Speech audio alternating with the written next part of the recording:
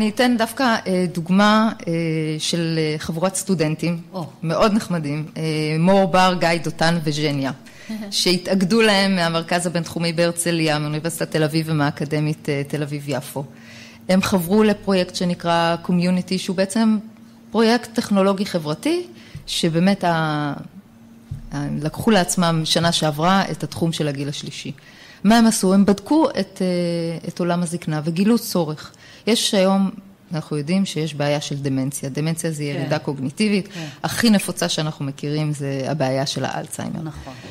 קורה, האנשים האלה כמובן חיים בקהילה, אנחנו לא רוצים שהם יחיו אחרת, רוצים שהם ימשיכו ויתפקדו כמה שיותר. אבל קורה לפעמים שאדם מסתובב ומאבד את האוריינטציה שלו.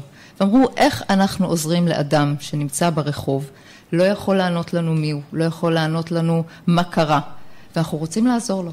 מה הם עשו? הלכו על משהו קיים מאוד פשוט.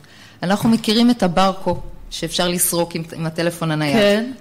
הם פיתחו תווית עמידה לכביסה, שאפשר להדביק אותה על התווית של הבגד.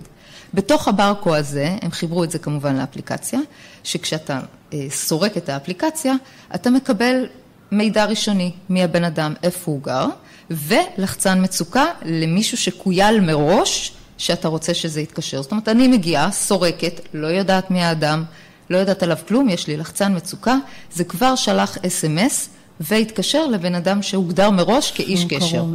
בנוסף, הם שמו שם לחצן מצוקה לאמבולנס. בלי לזכור את המספר של האמבולנס, איפה אתה נמצא או לא, כבר לחצת, קיבלת עזרה מיידית.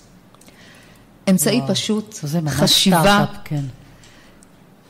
לא טכנולוגיה פורצת דרך שהיה צריך פה לשבת שנים ולפתח אותה, והכי חשוב, נגישה וזולה. אנחנו לא רוצים את כל ה-devices האלה שעולים $100 שהם לא נגישים לכלל האוכלוסייה, אנחנו מחפשים את הרעיונות הפשוטים שיכולים ליצור שינוי. זה דוגמה, זה סטארט-אפ חברתי. זה ממש סטארט-אפ עם חשיבה של צורך. מהרחוב, אתה יכול לדעת בדיוק מה הם צריכים, ונתת מענה. נכון. נפלא, ממש נפלא.